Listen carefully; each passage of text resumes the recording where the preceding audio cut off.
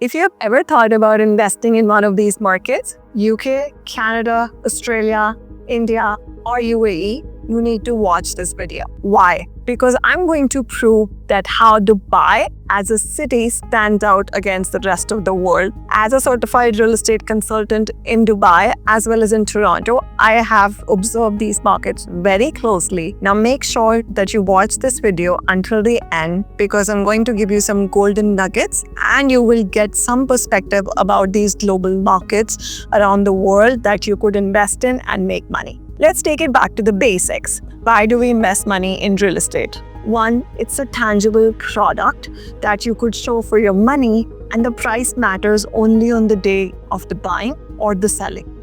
So whatever happens in between doesn't matter. Now going back to the tools that we use to invest money in real estate. One is through capital appreciation, and second, you gain money through rental yield. So we're gonna understand both of these aspects and crunch the numbers for these cities for you to understand what is a better option for you. And as per my numbers, Dubai tops it off. So here's the plan. We are going to rate these cities based on these factors and see who scores the best. Is it Dubai as a city, or is it Australia, London, UK, or Canada? So number one, capital appreciation. Let's start with India. It's one of the most developing countries in the world, but the point is the real estate market is not regulated. There is appreciation in certain areas, but it's so hard to measure it. There is no reports, there is no data for us to analyze and compare to these developed parts of the world. So coming to Canada, the economy is going down. There is in fact depreciation happening at the moment, and we don't know when we're going to see any appreciation. So that goes out the window. Now, if we come to Australia and the UK, these are both great countries, but you have to understand they're stabilized. These are matured markets.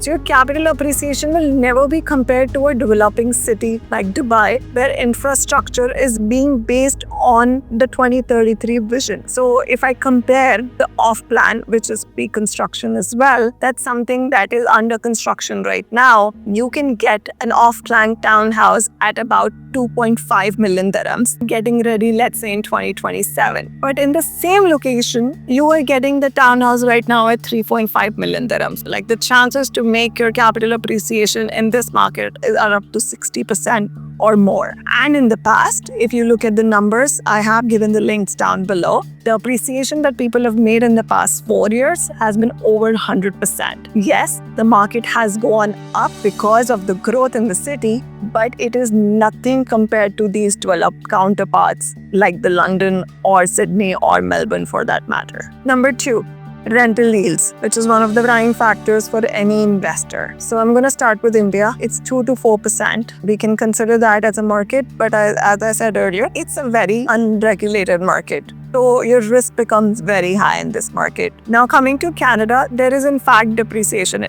which means you're in negative cash flow. So if you bought an asset, let's say worth 500,000 Canadian dollars, you could be paying every month out for $1,000 for that matter. So Canada is not the ideal market for you either. Coming to Australia, your rental yields are pretty good at 4 to 6%. But to top it off, you have to buy, where your rental yields can go up to 10% in long-term rentals, but in short-term, it can go up to 14% as well, depending if we end up choosing the right location, the right building, the right unit, and also furnish it in the right way. Only a professional can do that for you. So here as well, I'm going to give a point to Dubai. Number three, let's talk about taxes and fees. So to give you a perspective, in Canada, capital gains are up to 66%. If you make 100,000 on a property, you are giving away almost 60,000 to the government. So you would think, why did you even do the work for it? And then comparing it to India, you're looking at about 45% combined.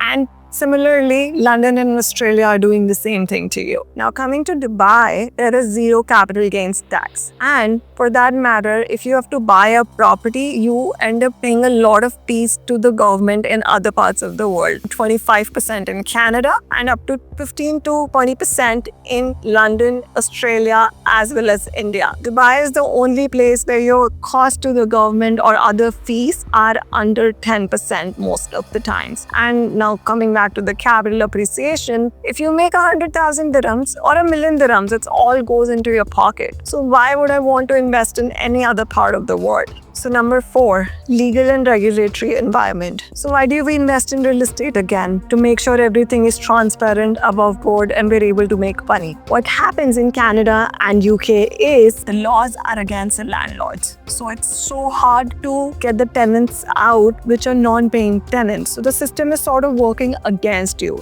Coming to India, same thing. You really cannot remove tenants. In fact, there is a law that if a tenant stays there for a certain amount of years, they can actually apply for the ownership. They make it hard for us to invest and make money through real estate. Coming back to Dubai, it is very easy. There is an app called the BuyRest app. You can give notices through that. You can check every detail through that app to maintain the transparency. And if your tenant is not leaving as per the notice, you can file a police complaint and the sheriff will take him out. So there are laws to protect you. While the developed countries have transparent systems, Dubai is at another level with it. Therein you can check the status of your pre-construction property.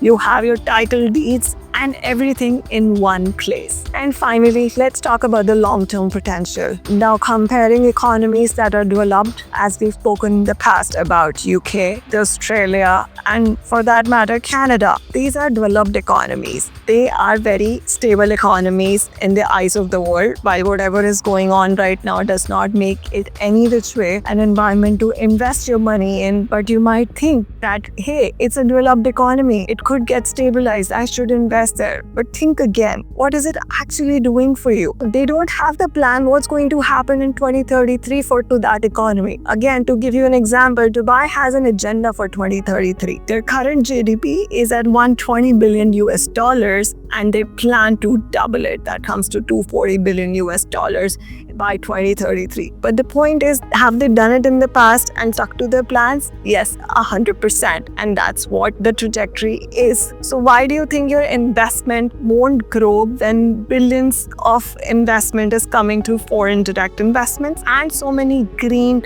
sustainable initiatives are being done? Because I work with a lot of investors, I have prepared a file in where you have all the opportunities highlighted. You have to understand there are about 1,500 off-plan projects in the market right now. I've prepared a document wherein you will see the potential of certain areas and certain projects and see the future projections as well and what sort of capital is required. We go deep into leverage, rental yield, capital appreciation, ROE, and how we can invest money. So if you want to download that, comment, report, and I will send it over to your email ID. So coming back to the point, we have covered all the parameters you would consider as an investor to invest your money in, and we have realized that Dubai is the one city that checks it all off. So to sum it up, the rental yields, the capital appreciation, the long-term potential, the environment in general, the safety of the city is attracting more and more people into the city. So the real estate is bound to grow. And at this point, what I would like to say is, if I've added any kind of value to you today, please like and subscribe the channel. It always helps me. Thank you so much. Simran Sethi.